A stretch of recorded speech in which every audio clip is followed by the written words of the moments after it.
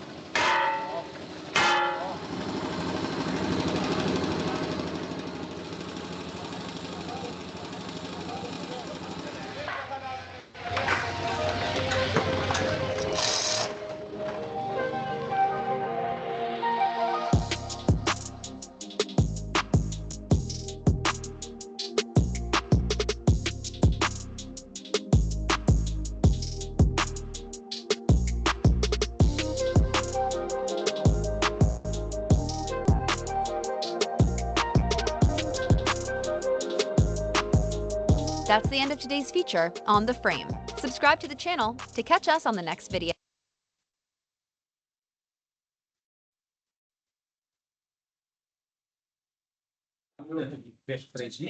Bom, pessoal, então esse último vídeo aí, né, dedicado ao pessoal da arte e segurança do trabalho, quase fica maluco, né? E principalmente também aí você descobre por que que certos produtos aí são bem mais baratos e a concorrência é desleal. Fala-se muito da China, né? O padrão fala produto chinês, né? A gente sabe que os produtos chineses estão melhorando de qualidade, né? Inclusive, geralmente, pessoal, as grandes indústrias mesmo, as internacionais, estão nesses países até mais periféricos, que a mão de obra é praticamente mesmo escrava. E você vê que não tem nada, às vezes. O trabalhador trabalha descalço, remove aquele monte de poeira, trabalha com fundição, sem nenhum tipo de proteção. né? A gente está falando o quê? De Índia, Paquistão, a fábrica, por exemplo, da Nike está no Vietnã, a, da Levi's, né? Que é aquela marca de calça da Levi's, é Bangladesh. Então você vê, tá nesse país ali ao redor da China ali, no Sudeste Asiático, ao redor da China ali. São países ali bem miseráveis, que aí você vê que é onde de fato está ocorrendo a concorrência desleal. Até as próprias marcas chinesas, a indústria dela não está na China, está nesse país até periférico, questão mesmo de custo, né? Infelizmente, muita aí é a chamada concorrência desleal, né? Bom, mas voltando aqui, pessoal, para a nossa área, né? Falar da área de conjuntos, né? Bom, o que são conjuntos, né? Conjuntos é uma coleção de objetos, né, que caracteriza então por determinadas similaridades pré-definidas, né? Então, o conjunto ali é quando você padroniza um certo objeto e coloca então naquele mesmo conjunto de semelhança, né? Então, um conjunto ali, ele pode ser o vazio, né, que tem aquele símbolozinho, um elemento, que é o chamado conjunto unitário, dois, três e infinitos elementos. E a gente tem três formas de representar um conjunto, né? Primeiro, a gente faz uma listagem dos elementos. Então, por exemplo, numa indústria de tinta, uma indústria de tinta para fazer a cor amarela, azul e vermelho, não tem ingredientes diferentes. Então, por exemplo, para fazer a cor amarela, a gente tem os ingredientes A, D e E, né? Para a cor azul, para produzir a tinta de cor azul, os ingredientes A, B e E. E para a tinta vermelha, eu preciso dos ingredientes B, C e D. Então, por exemplo, esse é o conjunto, por exemplo, do amarelo é esse, do azul é esse e do vermelho é outro, né? Então, é assim que a gente consegue formar, né, um conjunto, pela listagem dos elementos. O outro é pela compreensão por uma expressão matemática. Então, uma função, né? Seja uma função, seja alguma coisa ali que tenha ali um conjunto já definido, como, por exemplo, dias da semana. A gente sabe que é domingo, segunda, terça, quarta, quinta, sexta, sábado, domingo, né? Então, esses dias da semana já é entendido que a gente sabe quais são esses dias, né? Então, é um conjunto formado por 7 elementos, né? O outro, por exemplo, é funcionários da empresa Lata de Tinta. Então, a indústria, né? Tem o conjunto é dos funcionários dessa indústria, né, dessa empresa. E a outra forma é pela representação geométrica, quando a gente faz aquele diagrama, chama de diagrama de Venn, né? Então, por exemplo, para fazer ali a tinta, por exemplo, se eu pegar a tinta azul, que os ingredientes é o A, B e E mais o pigmento azul, e o amarelo, que é os ingredientes A, D e E mais o pigmento amarelo, se eu misturar, eu resulto então num conjunto que eu vou somar então os elementos A, B, D e E, mais o pigmento azul e o pigmento amarelo, que aí dá a cor verde, né? Então é sem repetição de ingredientes. Então não preciso repetir, por exemplo, nem o ingrediente A, nem o ingrediente E, né? Que a gente sabe que ele é comum em tanto os dois, né? Então não preciso repetir A, B, D, E, né? Não precisa. Bom, e todo conjunto, pessoal, ele também tem operações, pode ser feito operações entre dois ou mais conjuntos, né? Então, chama de relação de pertinência, né? Ou pertence ou não pertence, né? Então, por exemplo, aí eu tenho um conjunto dos números pares positivos, né? Então, começa do 2, 4, 6, 8, 10 até o infinito. E eu posso falar que o 10, né? O 10 é um número par, então ele faz parte desse conjunto. Então, 10 pertence ao conjunto P. O número 15, a gente sabe que o número 15 é um número ímpar. Como é que eu sei que é um número ímpar? Então, se eu fizer a divisão dele por 2, 15 por 2 vai dar um resto de divisão diferente de zero. Então, ele é um número ímpar, né? O resto vai dar 1. Um diferente de zero, então ele é ímpar. Então, logo 15 não pertence ao conjunto P. Outra operação entre conjunto, pessoal, é a intersecção, né? O intersecção é os elementos que se repetem entre dois conjuntos, né? Então, são elementos em comum, tanto num conjunto quanto no outro, de forma simultânea, né?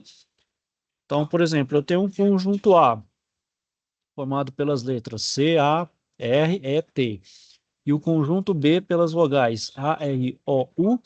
Qual que é a intersecção, né, entre A e B? Quais são os elementos aqui que eu tenho em comum entre o conjunto A e o conjunto B? as vogais, né, as letras A e a letra E. Então, a intersecção entre A e B é A e E. E quando não tem elementos em comum, né, nenhum elemento, então a intersecção é um conjunto vazio, né? Então, eu represento por esse símbolo. Bom, a união, né, pessoal? A união é a soma. Então, tudo que está a soma de todos os elementos de todos os conjuntos, né? Então, é sem repetição, né? Então, pegando os mesmos conjuntos A, que é C, A, R, E, T, e o conjunto B, A, E, I, O, U. Qual que é a união? É simplesmente pegar os elementos do conjunto A e os elementos do conjunto B, colocá-los nesse novo conjunto, sem repetir, né? No caso, a gente não repete nem a letra A nem a letra E, porque é comum. Então fica C, A, R, E, T, I, O, U. Então esse é a união, né? A diferença, né, pessoal, é o chamado também de complemento, né? A diferença, então, é o que está, por exemplo, quando fala A menos B, a diferença de B é tudo que está em A e não está em B, e também retira a intersecção, que também não está presente em A e B ao mesmo tempo. Então, é apenas aquilo que está em A, menos B, né? Se for B menos A, aí eu pego o que está em B e retiro o que está em A e também a intersecção. Então, por exemplo, ali, né, chama de AC ou CA ali, né, a forma de representar, ou a barra, né? Então, por exemplo, dados conjuntos A, que é A, B, C, D, E, F, e a letra, o conjunto B pelas letras D, E, F, G, H, vão me indicar o conjunto de diferença entre eles, né? Então, o que está em A e que não está em B está em intersecção. Então, por exemplo, que é o que tem A aqui, ó, vamos ver. Ó, a letra A não tem aqui em B, a letra B também não tem, a letra C também não tem com, a letra C também não está contida aqui no B. Bom, a letra D está tá em intersecção, a letra E também e a letra F. Então também tira esses três, mais o GH, que está só no conjunto B. Então, o que tem somente no conjunto A é A, B, C. Então tira a intersecção, que é D, E, F, e os outros elementos do conjunto B. Então isso é a diferença B, né? Bom, além disso, pessoal, na análise de dados, na lógica também, a gente tem a chamada sequência, né? A sequência, ela pode ser uma sequência numérica de padrão, né? Onde geralmente faz um padrão de repetição.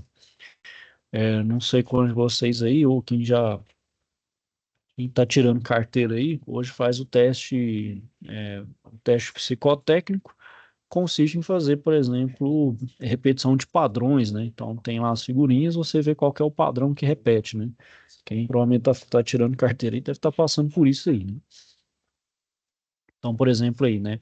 Repetição de elementos, né? Então a gente tem essa primeira casinha com esse cachorro mesmo, então a gente está percebendo que repete um padrão. Então, já por dedução, a gente já entende que a próxima casa que aparecer vai ser muito provavelmente igual a essa, né? Então, essa é a forma de fazer repetição. Inteligência, a chamada inteligência artificial, pessoal, também é isso, é detectar os padrões e a partir dos padrões é, inferir, né, deduzir alguns resultados, né? Então, a inteligência artificial, o algoritmo, ele é implementado dessa forma, para gerar os padrões, né, para dar resultados a partir de estudo de padrões, né? O método repetido também, né? Então, por exemplo, dada a sequência C, então é abelha, borboleta, cachorro, dragão. Qual das alternativas corresponde aos próximos três elementos da sequência? Bom, no primeiro momento, se você pegar essa sequência, vai ser assim, se você olhar as palavras, né? Então, abelha, borboleta, cachorro, dragão, tá um conjunto bem aleatório, né? A gente sabe que não são bichos aí, né? Bichos, animais, né?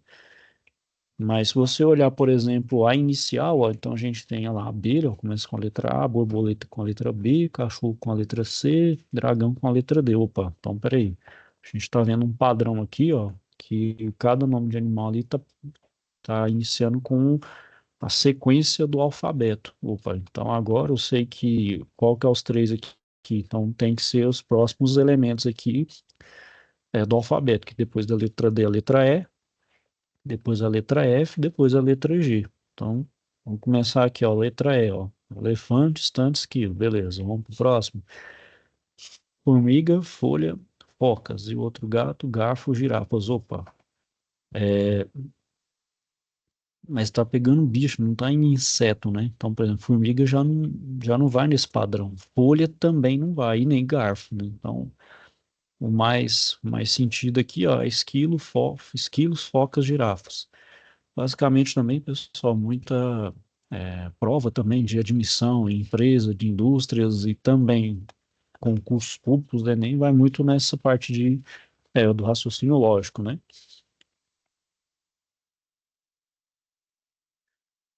Bom, a sequência de palavras também, né, pode representar aí pode ter a partir de um método matemático também, né, que determina um padrão, né.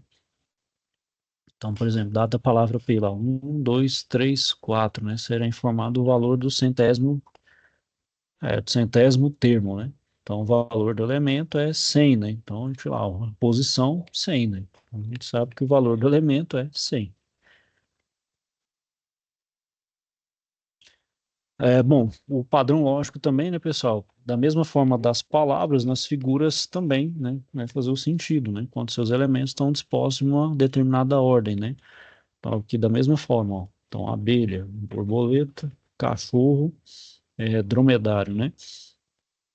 Aí sei o quê? Elefante, esquilo, por aí sim por diante, né?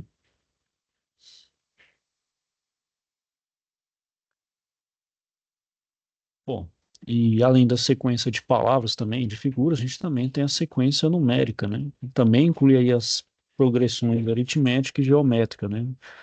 A, por exemplo, a PA e a PG, ela é obrigatoriamente uma sequência, mas nem toda sequência numérica é uma progressão, seja ela aritmética ou geométrica, né? Então, por exemplo, dado uma sequência aí desse número aí, né? Então, eu tenho 10, 15, 20, 25, né? Então, são números múltiplos de 5, iniciando pelo número 10, né? Então, tem de 5 e 5, né? 10, 15, 20, 25. Qual é o sexto elemento da minha sequência? Bom, é só somar aqui, né? Então, eu tenho o primeiro, segundo, terceiro, quarto termo é o 25. Se eu somar com mais 5, 30 é o quinto valor. Se eu somar com mais 5, 35 é o sexto elemento. Ó. Então, o sexto elemento da sequência é o 35. Então, é só. Primeiro a gente acha que a lógica, né, a razão ali, e depois a gente vai aplicar o valor, né? Então, isso aqui praticamente é PA, né? Progressão aritmética, né?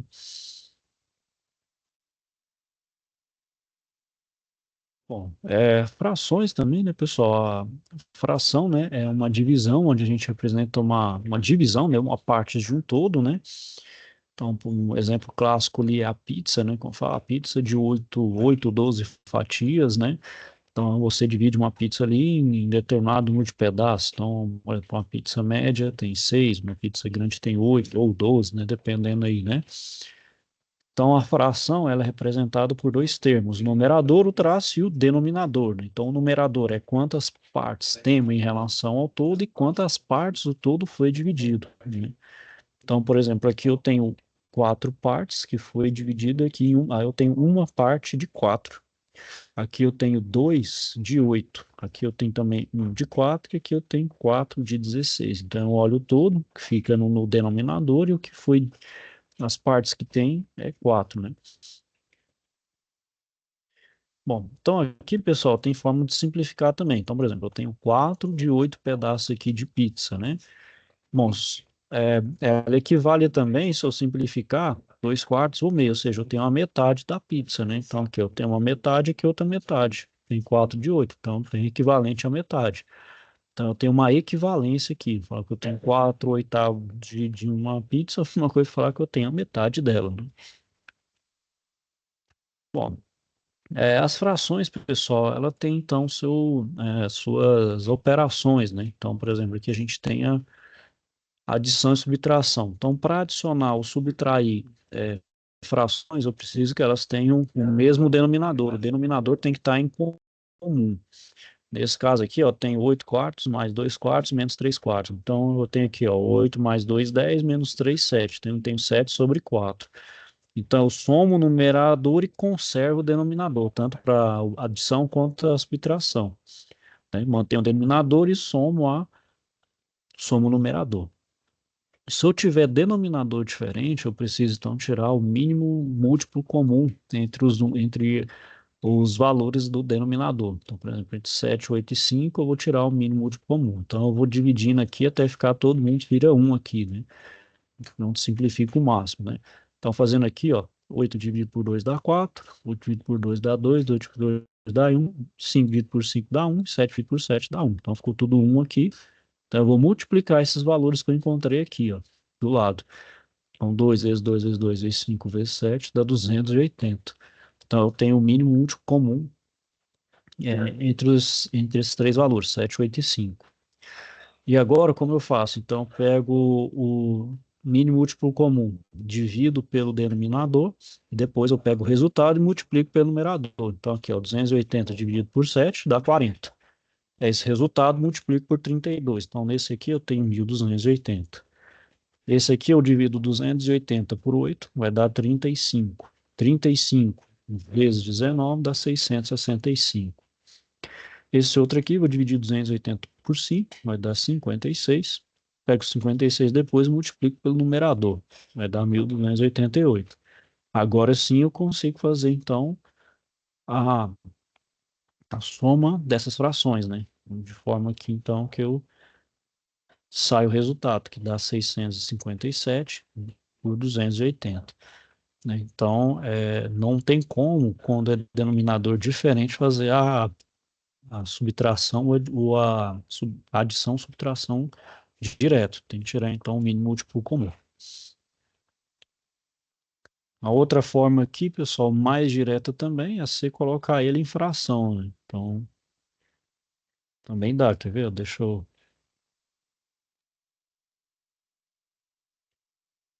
pegar aqui um. Vamos pegar aqui, ó, 32 por 7, mais 19 por 8, menos 23 por 5. Vamos dividir eles aqui, ó. Pegar um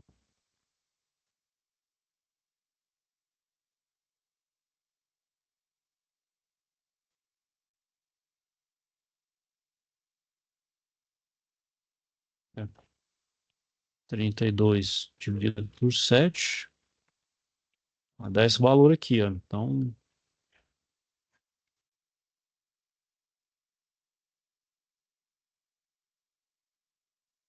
19 dividido por 8,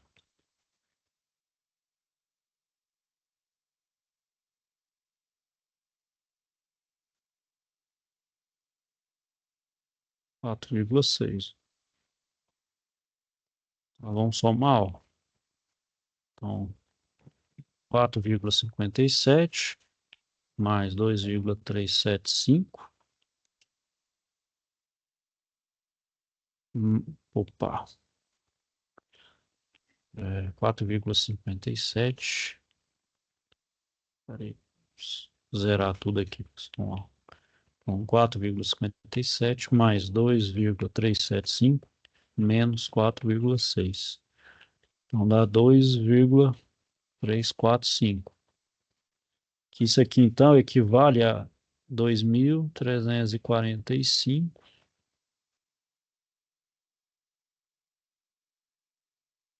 2,345, né? Então, se eu fizer essa divisão ali, ó, que é 657 dividido por 280, ó, 2,346.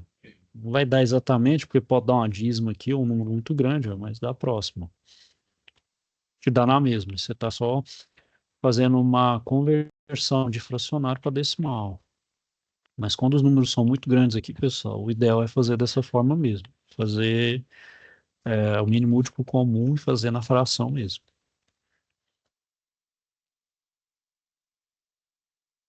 Bom, a multiplicação, pessoal, é bem mais simples do que a adição e subtração. Eu simplesmente multiplico o numerador com o numerador, o denominador com o denominador. Então, eu tenho aqui, ó, 2 terços vezes 4 quintos, 2 vezes 4, dividido por 3 vezes 5, dá 8 15 avos.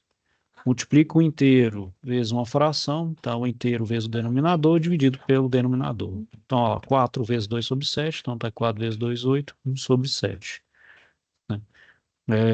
Tenho duas frações com denominador igual, então é só elevar o denominador ao quadrado. Então, por exemplo, 3 quintos vezes 3 quintos, 3, 9, vezes 5, 25. Então, 9, 25 quartos. E a divisão, pessoal, ela tem uma característica diferente. Divisão entre fração, eu conservo a primeira fração e multiplico pelo inverso da segunda.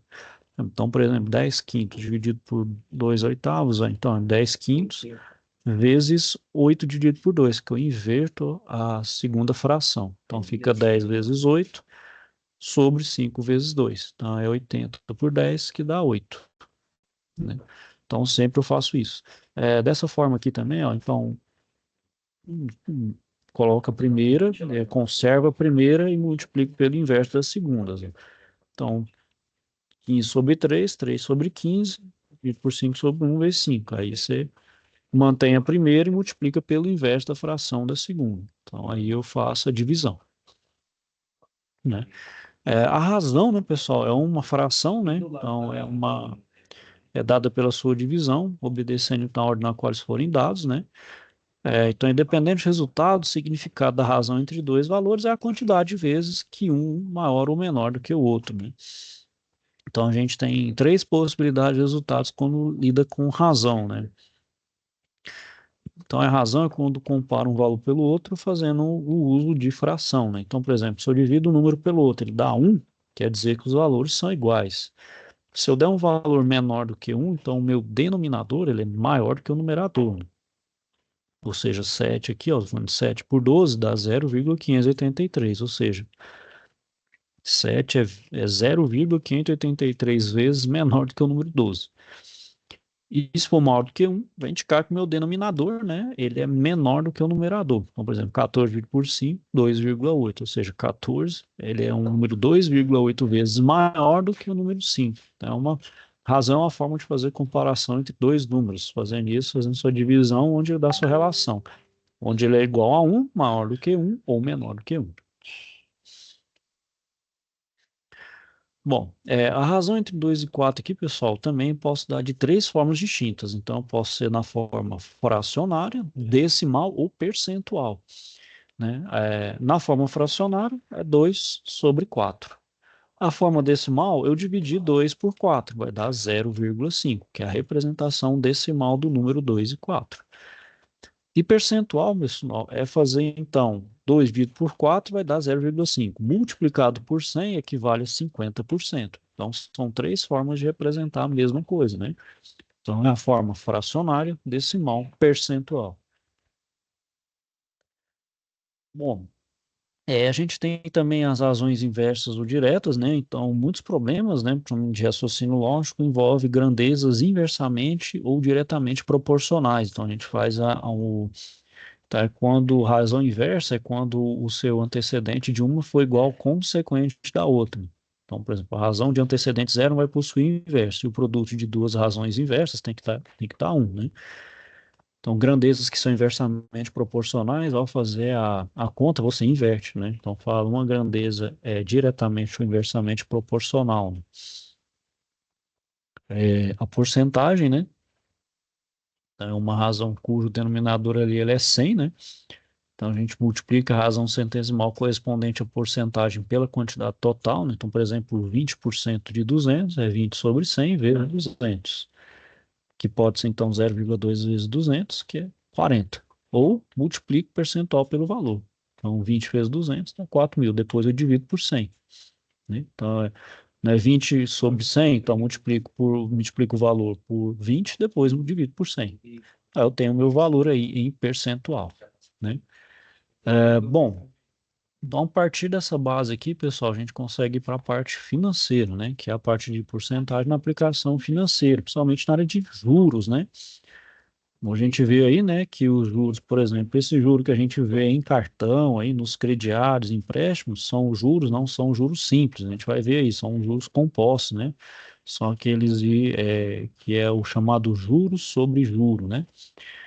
Então, por exemplo, o juros simples é uma taxa que já é definida e ele só incide só sobre o valor inicial, e o juro composto não, ele sempre vai incidindo sobre o montante, né? Então, sempre aquele valor anterior, ele é o inicial, então ele vai sempre acumulando. Então, ele é exponencial. Então, por isso que fala que é bola de neve, porque é um comportamento, do ponto de vista matemático, ele é exponencial.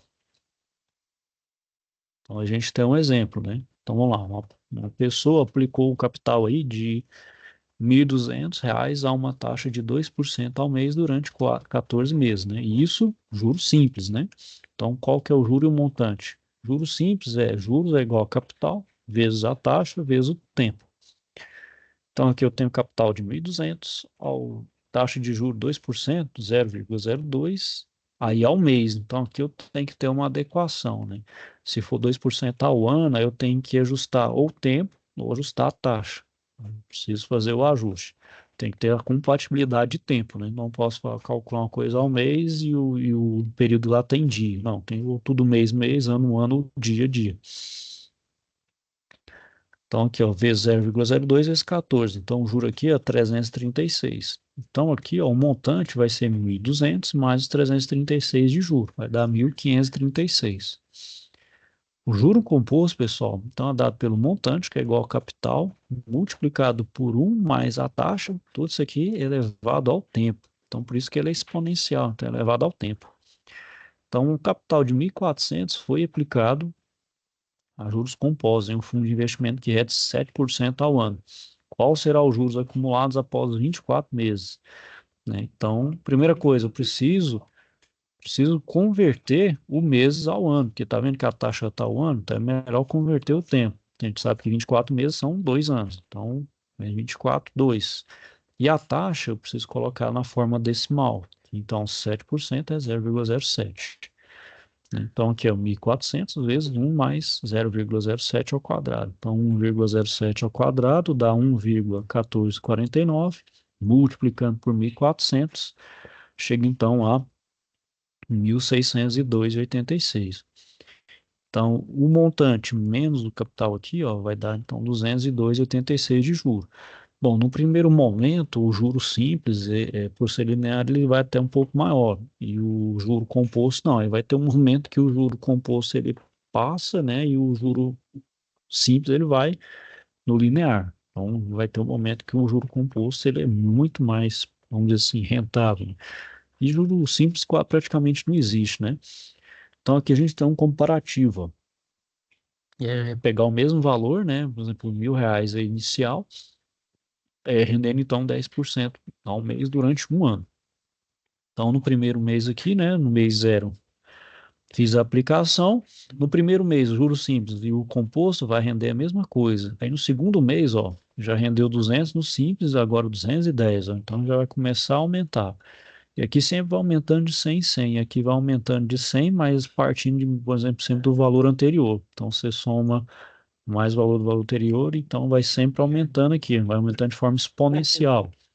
Então, 1.300, 331, lá no final, ó, 2 meses, ó, R$ 1.000 valeu 2.200 juros simples e no composto já está 3.138, ó, a diferença, então muito maior, né?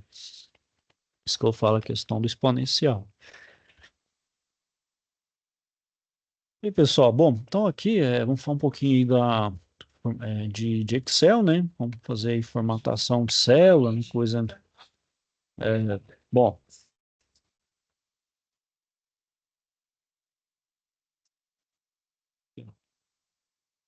então aqui, pessoal, é sobre essa parte, por exemplo, ali da planilha, né? Deixa eu pegar um exemplo aqui para a gente fazer rapidinho. É, só um- Bom, pessoal, até agora que alguém falou alguma coisa, dúvidas aí? De boa, professor. Tudo tranquilo. Deixa eu só passar aqui isso aí.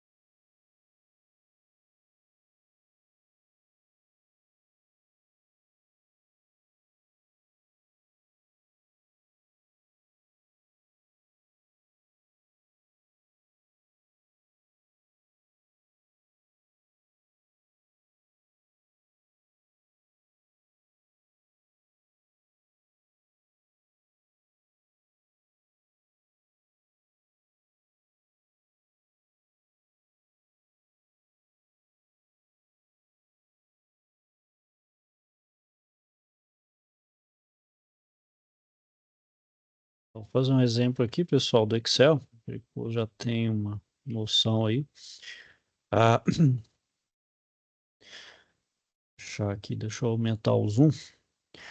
Bom, então aqui, pessoal, eu tenho uma planilha de cotação de preço, né? Então, estou fazendo um orçamento em cinco supermercados diferentes desses diferentes produtos. Por exemplo, arroz, feijão, óleo, açúcar, sal, macarrão, polpa de tomate, leite, pão, margarina e ver o total, né?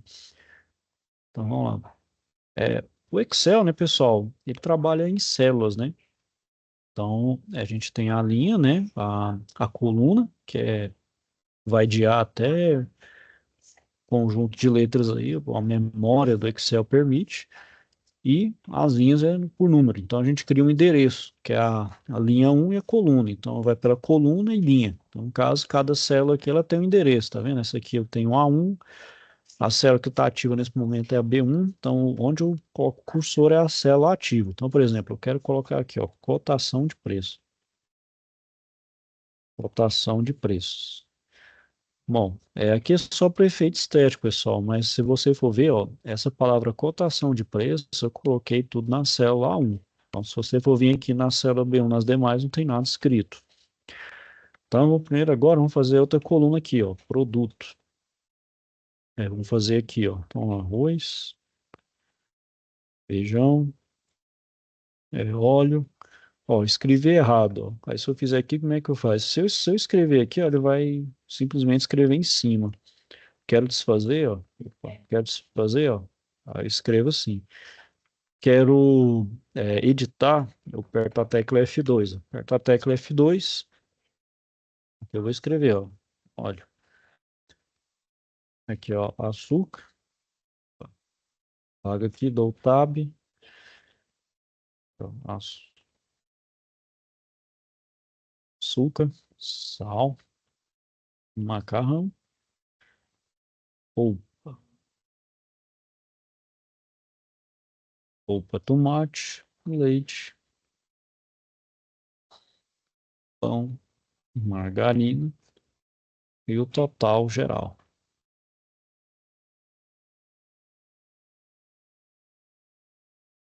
Ó, agora são os supermercados. Então aqui é o VIP, Floresta, Sente, Compre, Rio Vermelho. Vamos pegar os valores, ó, 4,81, 1,20, 99, 1,30, 50, 88, 80, 60,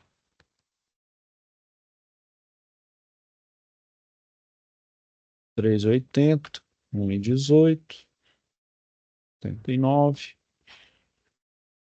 1,25, 55, R$ 1, 0,99, 0,70, 1,12, 5,80, 99.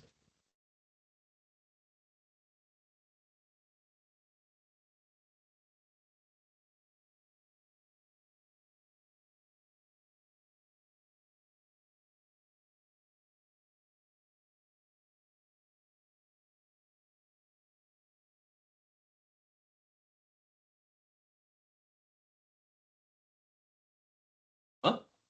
Tá? Tá lá, né? Mas tá mais caro, tá barato assim não. Sai de casa. Ah, não, isso aqui. Aí você considera lá 1900 e no começo do plano real, aí era desse jeito mesmo. Era tudo bonito, R$ 1 era $1, tava tudo beleza, né? O salário mínimo até assustava, você fala, nossa, só R$ 200 de salário mínimo, mas nossa, R$ 300 de salário mínimo era, Vai comprar muita coisa, né? não, R$ 100, meu amigo, nossa, R$ 100 você enchia o carrinho, a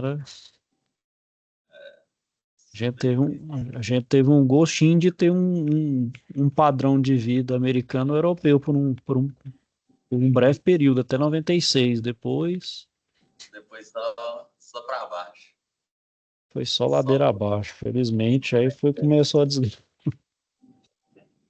Tem jeito, né? Moeda fraca não pode competir com moeda forte, né? A gente não tem, isso é impossível, não tem como. Aí essa equiparação com o dólar.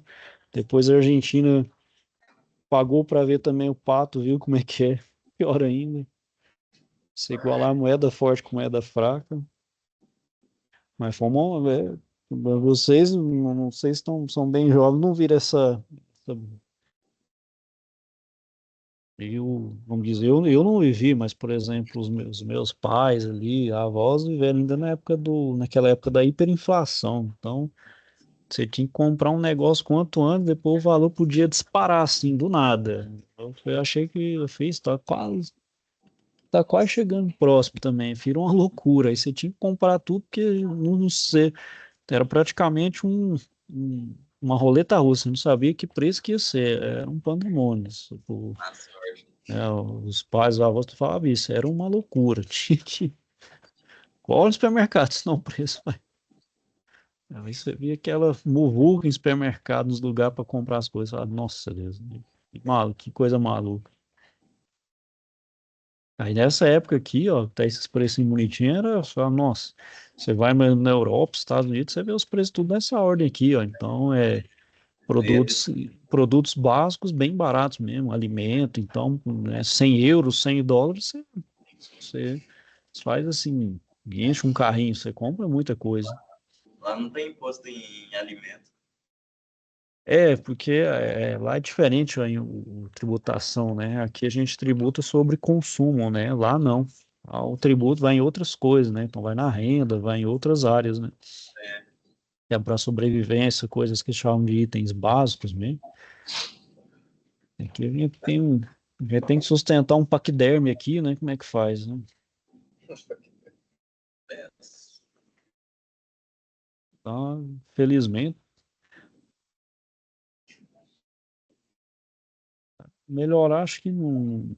Eles falam que até não muda e até para questão mesmo para ter uma balança favorável, o dólar não pode estar muito abaixo, tem que ser no mínimo, eles falam que o preço ideal é 2,96, três reais, assim. O dólar não pode estar muito abaixo disso também, senão você perde valor também. O Japão eles são bons em fazer isso, eles desvalorizam a própria moeda, eles desvalorizam a própria moeda de forma proposital, né, para os seus produtos ali de valor agregado poder ser competitivo, né? Então eles fazem isso, como diz, eles usam os meios legais, né? Aí a China utiliza outros meios para o produto dela ficar. Então você não vê no Japão, por exemplo, trabalho escravo. Os japoneses trabalham bastante, né? Isso é da cultura deles, mas você não vê escravidão. Eles trabalham da cultura deles, mas pelo menos você vê os produtos de valor agregado, os produtos que são altamente confiáveis, que há um bom preço, há um preço competitivo. Então, eles viram nisso uma forma de se tornarem competitivos no mercado, né? Sim.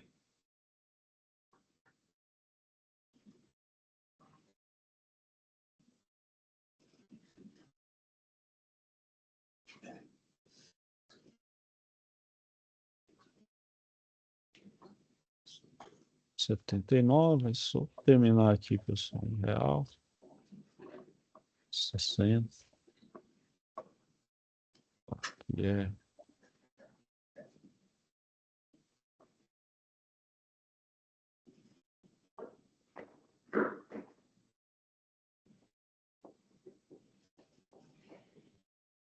Eu acho que eu vou embora. bom.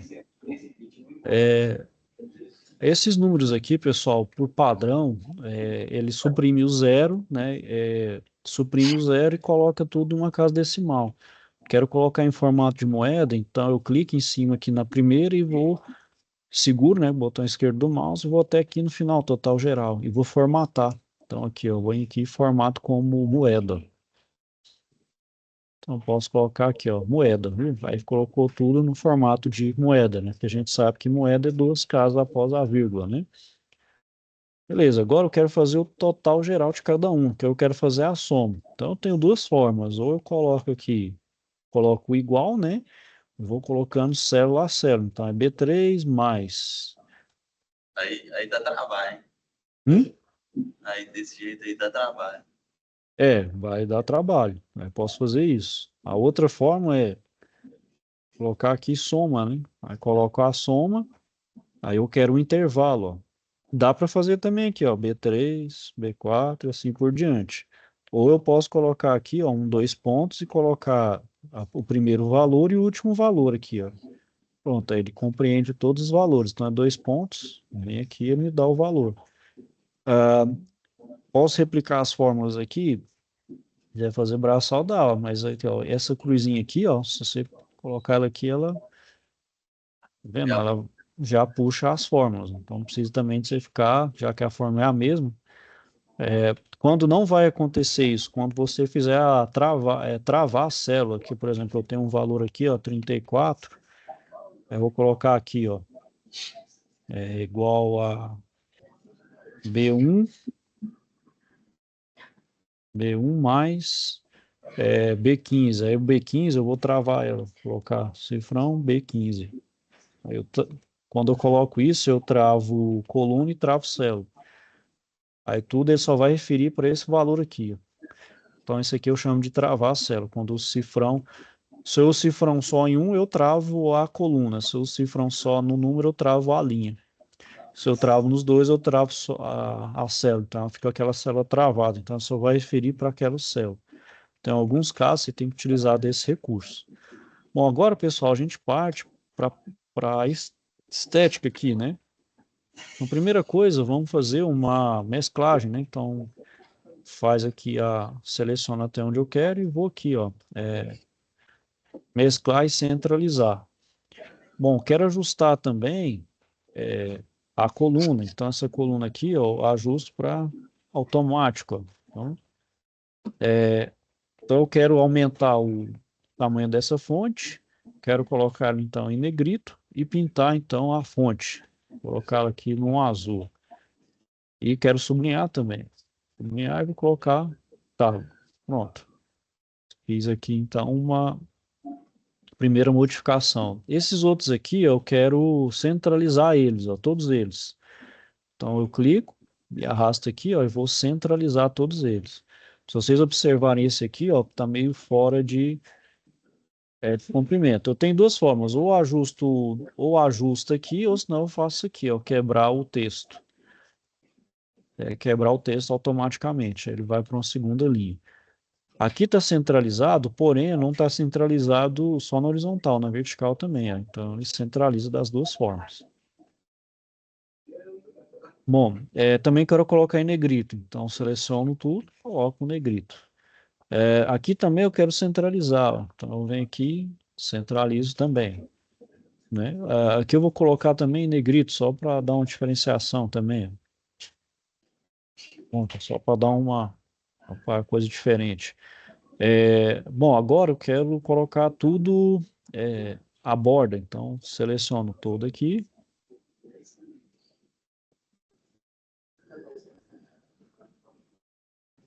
E clicar. Bom, é bem tranquilo, pessoal. Tem uma outra forma também, que é pelo Google Planilhas. O Google Planilhas, se vocês têm aí uma conta no Google, aí, um Gmail, vocês já têm acesso a ele. Como é que faz? Ó, eu vou entrar aqui, então, na caixa de entrada, ó. O que eu vou aqui? Eu venho aqui nos aplicativos, vai estar aqui, ó, planilhas.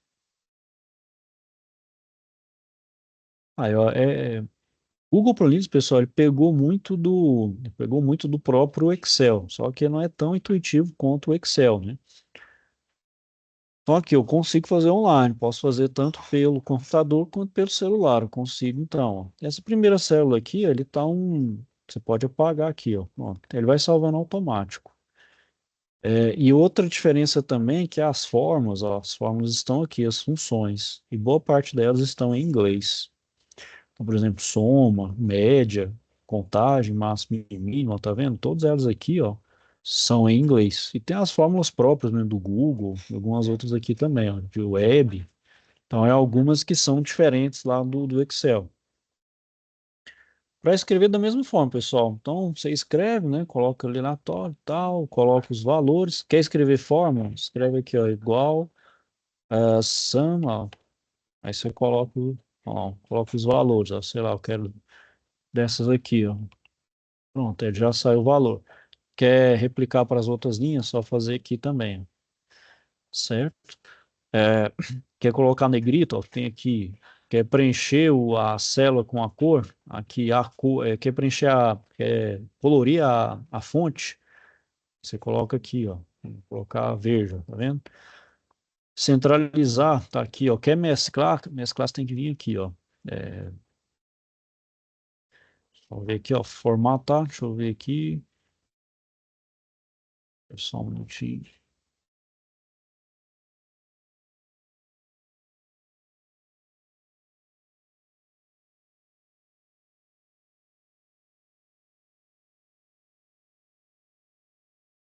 Pessoal, acho aqui, pessoal, não tá por aqui.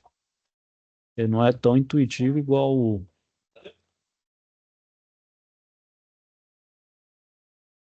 Isso.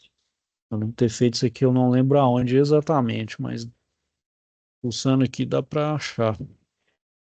Ferramentas, alinhamento.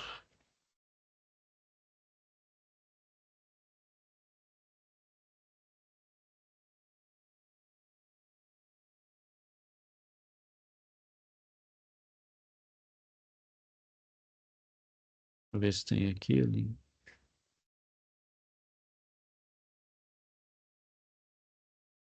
Até aqui, ó, mesclar células, ó. Tá bem aqui, ó.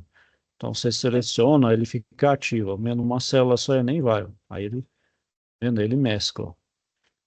Tá bem aqui, na verdade. Aí você pode mesclar todas de forma horizontal ou vertical, né? Se quiser pegar aqui, mesclar verticalmente, ó, vai também. Quero mesclar todas elas aqui, mesclar todas, aí vai. Certo? É bem parecido mesmo, pessoal, né? Só não é tão intuitivo, né, na própria, do que o próprio Excel.